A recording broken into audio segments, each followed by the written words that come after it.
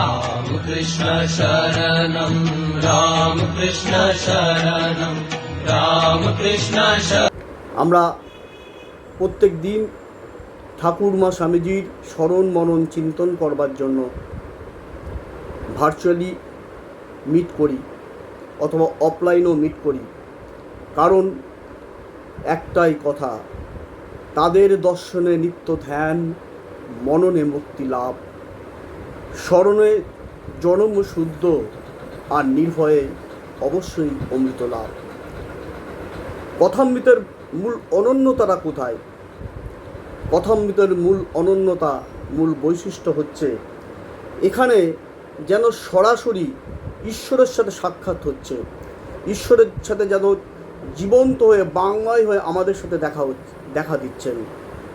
অন্য কোনো যে গ্রন্থগুলো আছে সেখানে কিন্তু রচনাকার সরাসরি তার সাথে যেন লীলা করতে পারেননি, কিন্তু মাস্টারমশাই ঠাকুরের সাথে প্রথম দর্শন থেকে শেষ পর্যন্ত যেন লীলা করেছেন এবং সেটাই কথামৃতের ছত্রে ছত্রে ফুটেছে।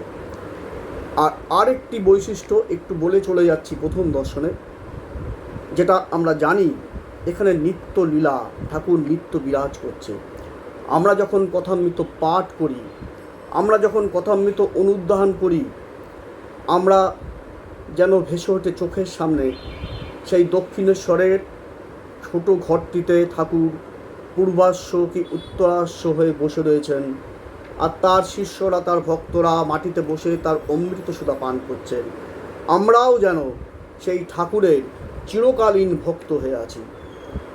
আমাদের চোখের সামনে যেন চোখ বুজলেই ভেসে ওঠে আমার পিছনে যে ছবিটা দেখা যাচ্ছে, সেই ঠাকুরের সেই সদা হাস্যময় মুখ, সেই নিস্পন্দ শরীর, সেই স্থিমিত লোচন, যা চিরকালই সবার কাছে, আমাদের কাছে যেন একটা ধ্যানের বিষয় হয়ে দাঁড়িয়েছে।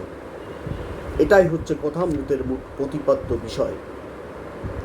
আমি সরাসরি চলে আসছি প্রথম দর্শন এবং তার উপর আমরা কিছু আলোকপাত করব এবং সেই করতে করতে আমাদের চিত্ত শুদ্ধি হবে, আমরা পবিত্র হব এবং ইষ্ট দর্শনের পথে হয়তো একটু একটু করে আমরা চেষ্টা করব এগিয়ে যেতে।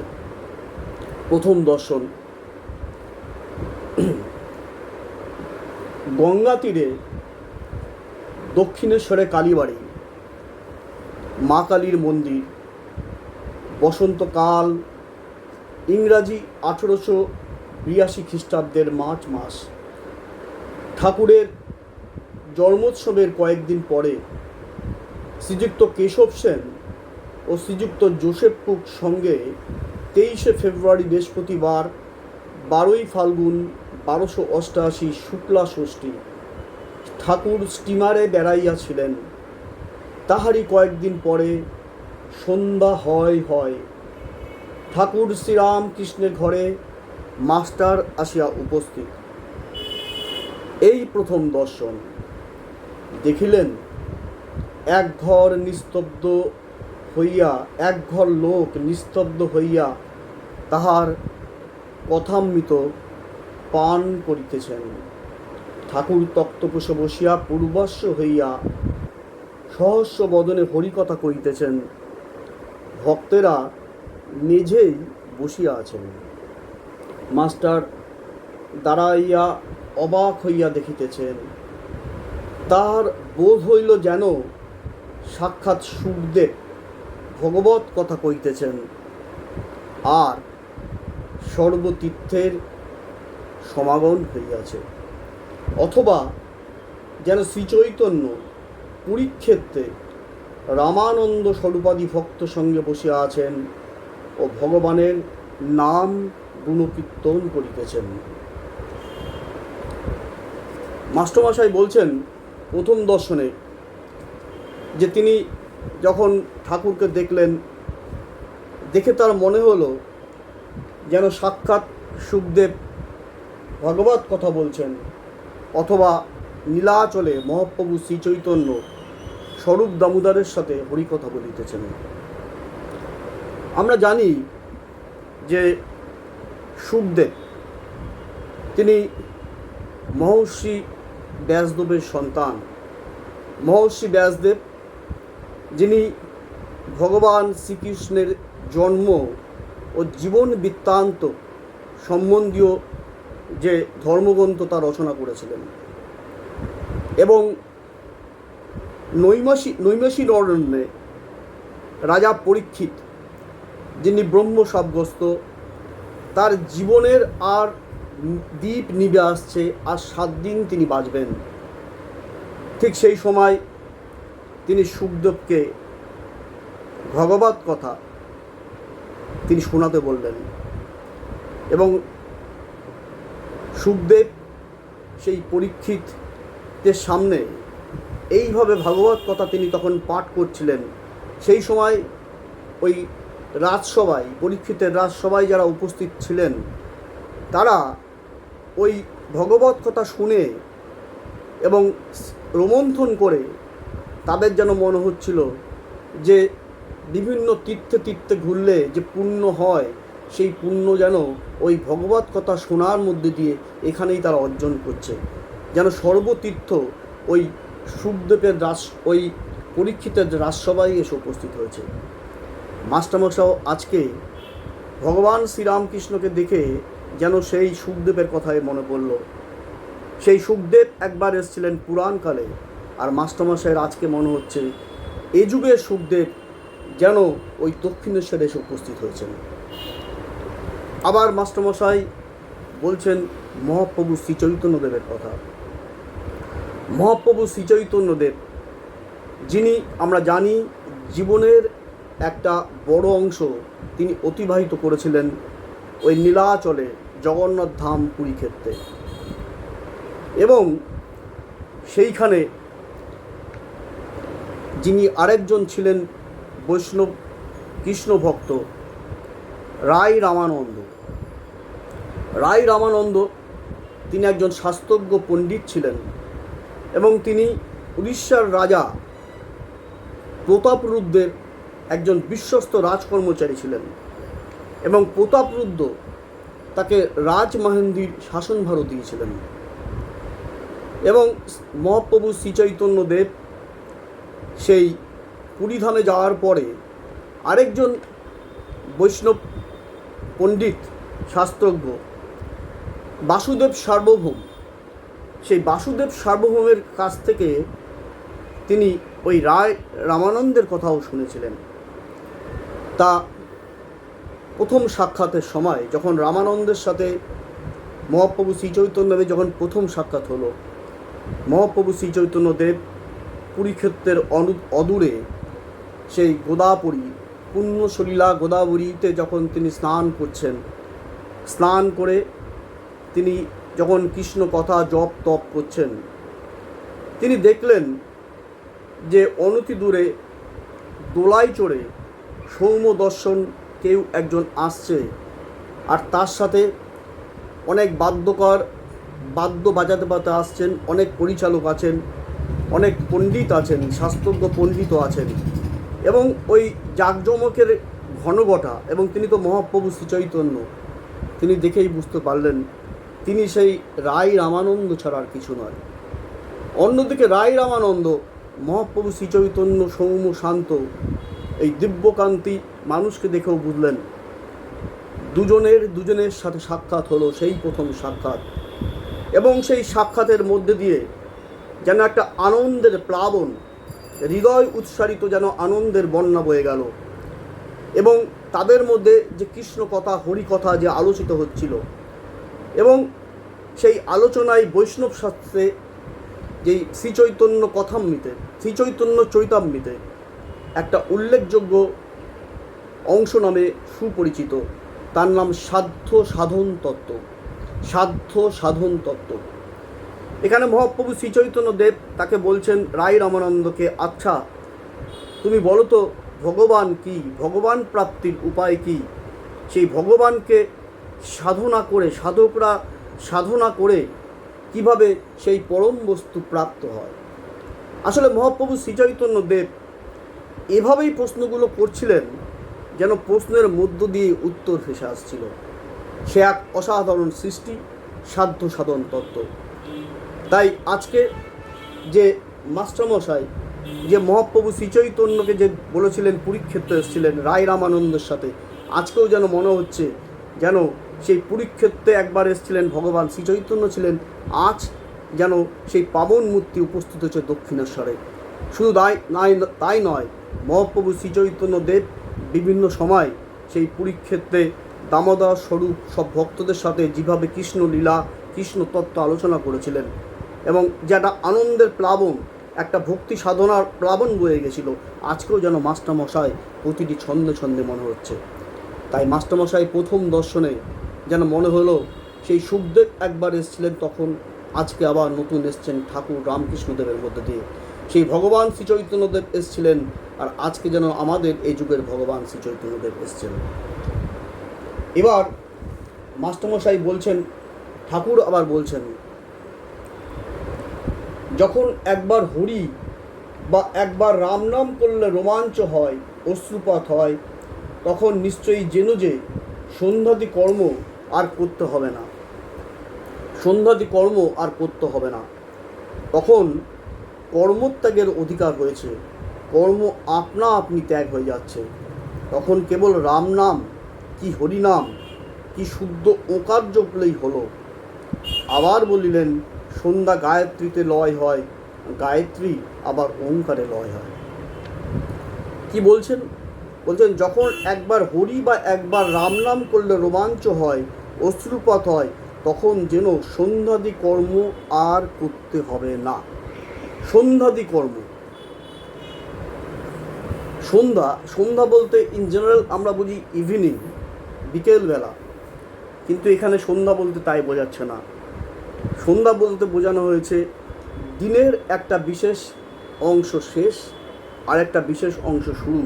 এই যে সংযুক্ত সময়, এই যে মধ্যবর্তী যে সংযুক্ত সময়, সেটাই হচ্ছে সন্ধ্যা। এরকম তিনটে সন্ধ্যা আছে, প্রাতঃ সন্ধ্যা, মধ্যাহ্ন সন্ধ্যা আর সায়ন সন্ধ্যা। আর তিন সন্ধ্যাতেই কী করতে হয়?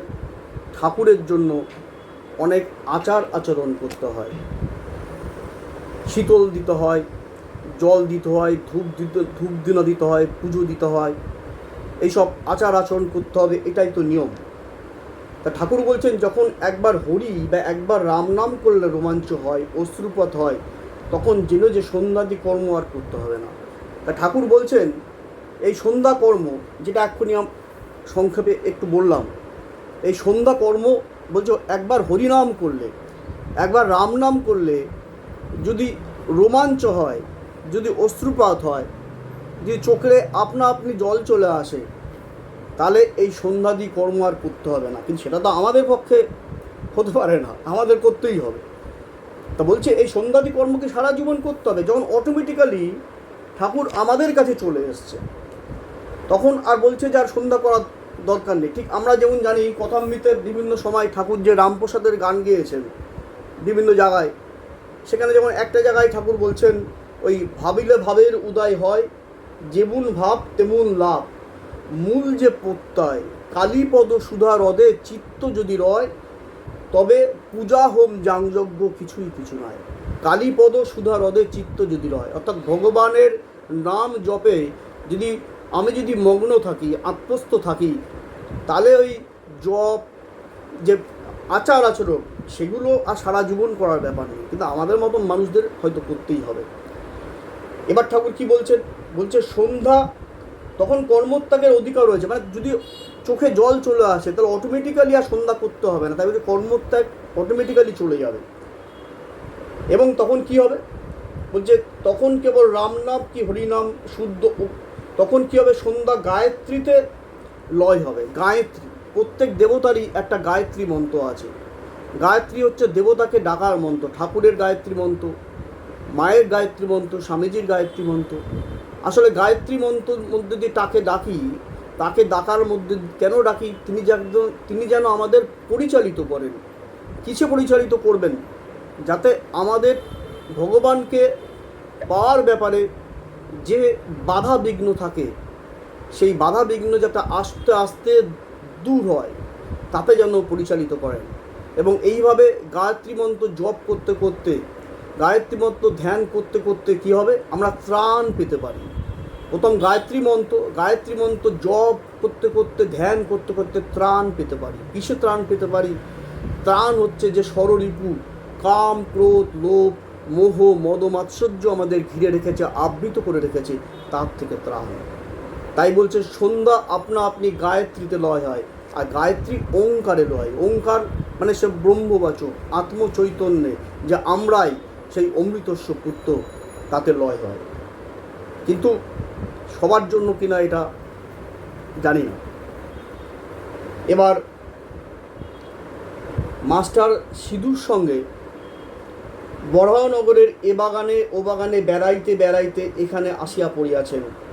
আজ রবিবার, অবসর আছে, তাই বেড়াইতে আসিয়াছেন। শ্রীযুক্ত প্রসন্ন বাণিজ্যের বাগানে কিয়ৎক্ষণ পূর্বে বেড়াইতেছিলেন। তখন সিধু বলিয়াছিলেন, গঙ্গার ধারে একটি চমৎকার বাগান আছে, সে বাগানটি কি দেখিতে যাবেন? সেখানে একজন পরমাংশ আছে।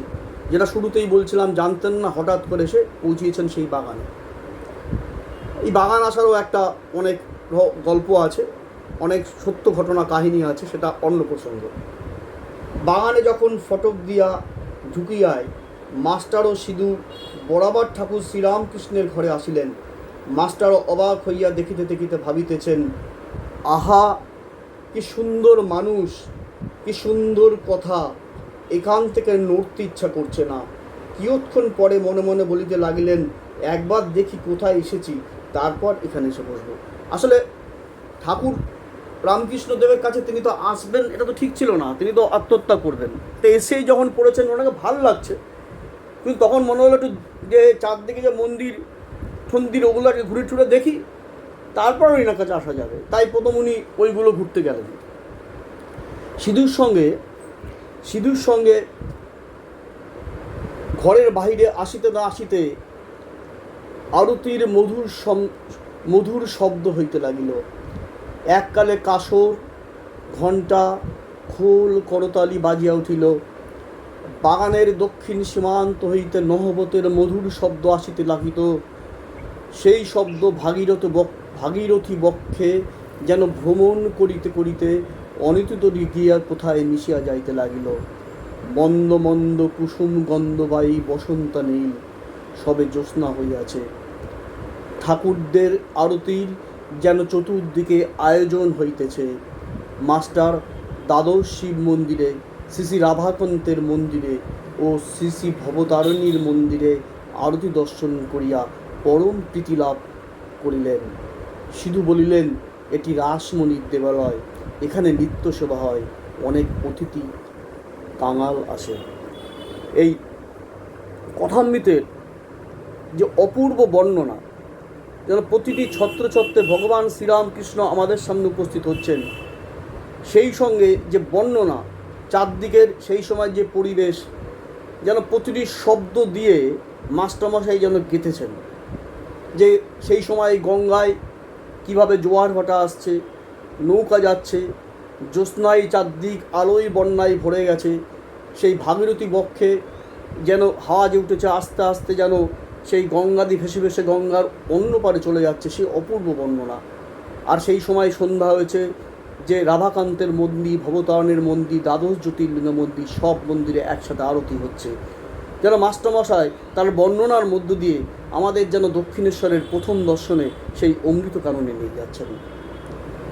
কথা কইতে কইতে ভবতারিণীর মন্দির হইতে বৃহৎ পাকা উঠানের মধ্য দিয়া পাদচারণ করিতে করিতে দুইজনে আবার ঠিক ঠাকুর শ্রীরামকৃষ্ণের ঘরের সম্মুখে আসিয়া পড়িলেন। এবার দেখিলেন ঘরের দ্বার দেয়া। দ্বিতীয়বার এসে আসলেন, দেখলেন ঠাকুরের দরজা দেয়া আছে, এইমাত্র ধুনা দেওয়া হইয়াছে। মাস্টার ইংরাজি পড়িয়াছেন। ঘরে হঠাৎ প্রবেশ করিতে পারিলেন না। দ্বার দেশে বিন্দিঝি দাঁড়াইয়াছিল। জিজ্ঞাসা করিলেন, হ্যাগা, সাধুটি কি এখন এর ভিতর আছেন? বিন্দে, হ্যাঁ, এই ঘরের ভিতর আছেন। মাস্টার, ইনি এখানে কতদিন আছেন? বিন্দে, তা অনেক দিন আছেন। মাস্টার, আজ্ঞা, ইনি কি খুব বইটই পড়েন? বিন্দে, আর বাবা বইটই সব ওর মুখে।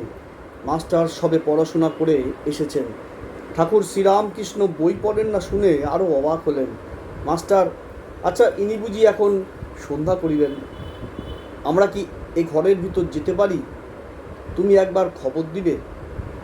বিন্দে, তোমরা যাও না বাবা, গিয়ে ঘরে বসো, স্বাভাবিক ব্যাপার।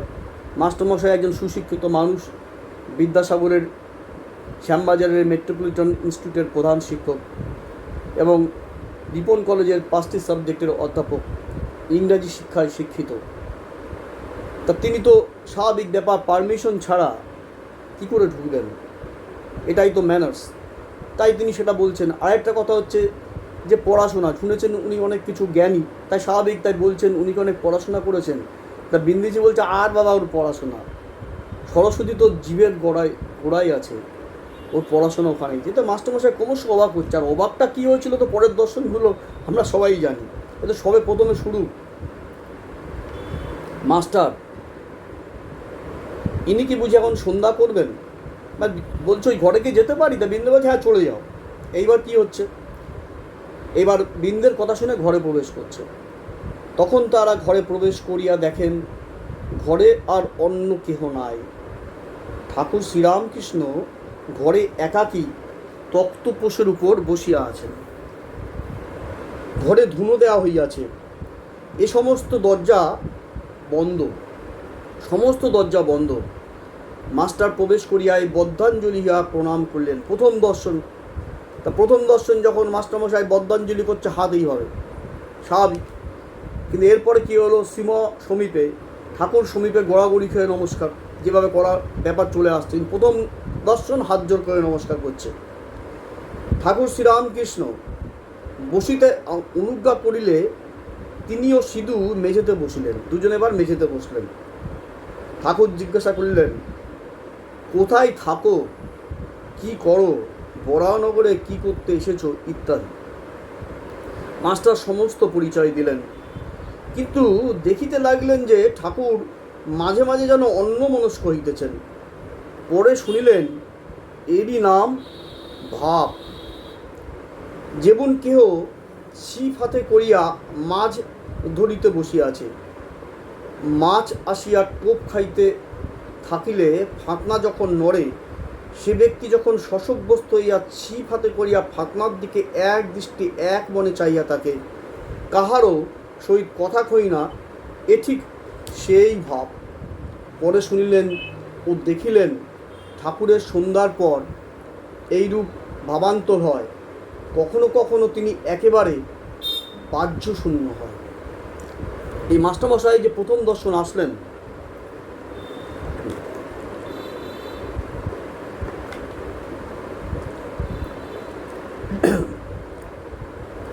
মাস্টারমশাই যে প্রথম দর্শনে আসলেন, এসে দেখছেন ঠাকুরের হঠাৎ হঠাৎ কেমন একটা ভাব হচ্ছে। এই ভাব নিয়েই তো ভাবান্তর, ভাব নিয়েই সব, তাতেই সবাই উপকার। আসলে এই ভাবটা, এই ভাব সমাধিটা কি? ভাব সমাধিটা হচ্ছে সচেতন আর অচেতন অবস্থার একটা মাঝামাঝি অবস্থায়, ঈশ্বরীয় অবস্থা আর অচেতন অবস্থার তার একটি সংযুক্ত অবস্থায়। আসলে এই ভাবের যে ব্যাপারটা, সেটা ঠাকুরের কাছে নতুন নয়। আমরা ভাবি ঠাকুরের সেই ছোটোবেলার কথা, সেই ছোট্ট কামার পুকুরের সেই গদাধরের কথা। সেই প্রথম ভাব হয়েছিল যখন ঠাকুর সেই কামার পুকুরে ধান ক্ষেতের আলপথের মধ্যে দিয়ে যাচ্ছিল। আকাশের বুকে যখন শ্বেত শুক্র বকের ঝাঁক যখন উড়ে যাচ্ছিল, সেই দেখে ঠাকুরের প্রথম ভাব হয়েছিল। তারপর গ্রামের মারা, মাসিরা, দিদিরা যখন আনুরে বিশালক্ষীর মন্দিরে পুজো দিতে যাচ্ছিল, সঙ্গে ঠাকুরও যাচ্ছিলেন। ঠাকুরকে যখন সবাই বলল, গদাই ঠাকুরের গান কা, গদাই যখন মায়ের গান করতে গেলেন, তার ভাব হয়ে গেল, আর গান তো আর হলো না। আবার সেই ভাব হলো সেই জমিদার লাহাবাড়িদের সেই নাট মন্দিরে শিবরাত্রির সেই পালা গান।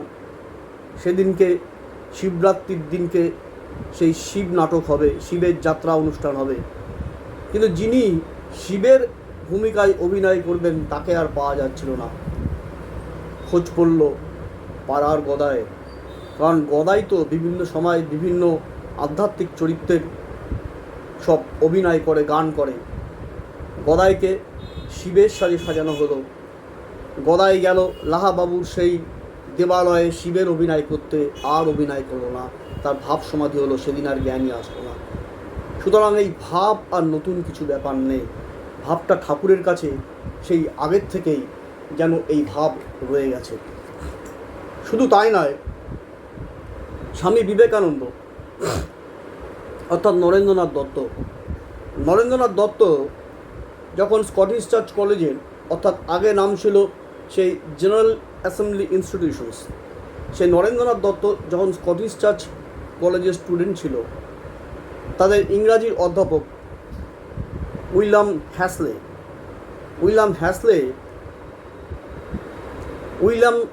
ওয়ার্ডসওয়ার্থের প্রকৃতিপ্রেমী কবি বিউটি অফ নেচার যার ছত্রে ছত্রে আছে, সেই উইলিয়াম ওয়ার্ডসওয়ার্থের এক্সকারশন কবিতাটা, পোয়েমটা পড়াতে তিনি বলেছিলেন যে তিনি এক্সকারশন কবিতা পড়াতে একটা শব্দ ব্যবহার করেছিলেন, ট্রান্স, TRANCE, ট্রান্স। তিনি বলেছিলেন ট্রান্স কি, যে বলছেন যে poet Wordsworth occasionally fell into deep sleep while contemplating the beauty of nature। যে ওয়ার্ডসওয়ার্থ প্রকৃতিপ্রেমী কবি, প্রকৃতির কথা বলতে বলতে তিনি যেন ট্রান্সে ডুবে যেতেন, ট্রান্স।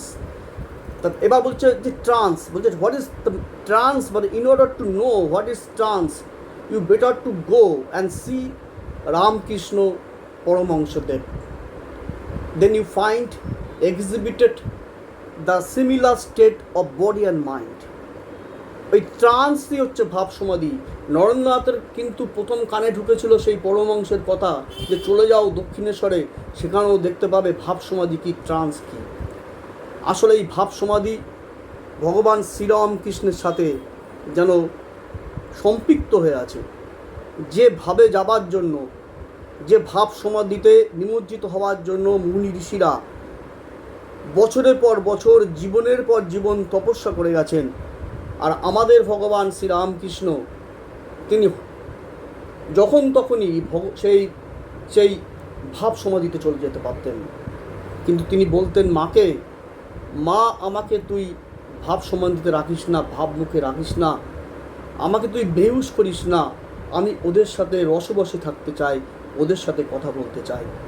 শুধু তাই নয়, ঠাকুর এই শিক্ষা দিয়ে গেছেন তার পার্শ্বদেরও। নরেন্দ্রনাথকে বলছিলেন, যেটা প্রত্যেক দিনই বলতে হয়, যে তুই কি চাস নরেন? নরেন বলেছিল আমি সুখদেবের মতো ভাব সমাধিতে চলে যাই। তখন ঠাকুর বলেছিল আর যখন একটু খিদার ব্যাপার হবে, কিছু উঠে খেতে চায়, আবার সুখদেবের মতো ভাবে চলে যেতে হয়। তখন ঠাকুর বলেছিল, নরেন, তুই অত ছোট হোস না, অত বড় আধার, তুই কোথায় একটা বিশাল বটবৃক্ষ হবি, তোর ছায়ায় হাজার হাজার লাখে মানুষ আগামী দিনের পথ খুঁজে পাবে। তাই তো বহুজন হিতায় বহুজন সুখায়। ঠাকুর মাকে বলেছিলেন, ওই দেখো কলকাতার লোকগুলো পিঁপড়ের মতো কিলবিল করছে, তুমি ওদের দেখো। অর্থাৎ ঠাকুর চেতনা চাইতেন না তিনি এবং তার পার্শ্বদ কেউ ভাবে চলে যাক, কেন তারা মানুষের জন্য এসেছেন, মানুষকে নিয়েই, মানুষকে আগামী দিনের পথ, ওপারের পথ দেখাবেন। তাই কখনো চাইতেন না সেই ভাব সমাধির কথা। ক্রমশ শেষের দিকে চলে আসছি। মাস্টার, আপনি এখন সন্ধ্যা করবেন, তবে এখন আমরা আসি সেই সন্ধ্যার কথা, যেটা একটু আগে আমরা আলোচনা করছিলাম। শ্রীরামকৃষ্ণ ভাবস্থ না, সন্ধ্যা তো এমন কিছু নেই, যেটা তখনই হলো, যে ঠাকুর বলছেন সন্ধ্যা টন্ধ্যাও সব কিছু নয়। আসল কথা হচ্ছে, যদি কালীপদ সুধারদে চিত্ত রতগত হয়, তবে যাগ যজ্ঞ জপ এসব কিছুই কিছু নয়। আসলে চিত্তশুদ্ধি, সারাটা পথই, সারাটা কথামৃতই তাই, প্রথম দর্শন থেকে শেষ পর্যন্ত প্রতিটি ছত্রে ছত্রে কথাই যেন ভেসে উঠেছে। আর কিছু কথাবার্তার পর মাস্টার প্রণাম করিয়া বিদায় গ্রহণ করিলেন। ঠাকুর বলিলেন, আবার এসো। মাস্টার ফিরিবার সময় ভাবিতে লাগিলেন, এ সম্মুখে যাহার কাছে ফিরিয়া আসিতে ইচ্ছা করিতেছে। বই না পড়িলে কি মানুষ মহৎ হয়? কি আশ্চর্য, আবার আসিতে ইচ্ছা করিতেছে, ইনিও বলিতেছেন আবার এসো, কাল কি পরশু সকালে আসব। এই যে আবার এসো, এই আবার এসো হচ্ছে একটা মারাত্মক ব্যাপার। আবার এসো, ঠাকুর এই আবার এসো ডাক দিয়েছিলেন রাখালকে, আমরা পেয়েছিলাম স্বামী ব্রহ্মানন্দকে। ঠাকুর আবার এসো ডাক দিয়েছিলেন সেই আমাদের মাস্টারমশাইকে। এই আবার এসো মারাত্মক সংক্রমণ, এই আবার এসো ডাক। তাই ঠাকুর সেই যখন দক্ষিণেশ্বরের মন্দিরে মন্দিরে কুঠরিতে যখন সেই কাসর ঘণ্টা বেজে যেত, সেই কুঠরি বাড়ির ছাদে গিয়ে ডাকতো, আয় রে আয় রে তোরা কেউ আয়, তোদের জন্য আমরা প্রাণ খাচ্ছি। সেই ঠাকুর আবার এসো আবার এসো আবার এসো বলে আমাদের ডাকছে সবাইকে। তাই আমরা সবাই তার পাদমূলে এসে আসছি। আসলে ভগবান শ্রীরামকৃষ্ণ হলেন সেই প্রজ্বলিত দীপশিখা, যার স্মরণ মনন চিন্তন আমাদের মনে করিয়ে দেয় সেই একটাই কথা, ওই ভেঙেছে দুয়ার এসেছে জ্যোতির্ময়। ওই জ্যোতির্ময়ের প্রজ্বলিত শিখায় আমাদের হৃদয়কে একটু শুদ্ধ করতে হবে, রাঙিয়ে নিতে হবে, তাহলেই আমরা ভগবান সমীপে পৌঁছতে পারব। শিব শিব মহাশিব, শিব রামকৃষ্ণ নাম, ব্রহ্মা বিষ্ণু সর্বদেব, রামকৃষ্ণ নিত্য নাম। ঠাকুরমা স্বামীজিকে আমার প্রণাম এবং আপনাদের সবাইকে আমার অন্তরের শ্রদ্ধা এবং নমস্কার। রূপমাদিমধ্য শেষ সর্বভাষকম ভাবষটকহীন রূপ নিত্য সত্যমধ্যয়ম বংমনৌতি গোচরঞ্চ নেতি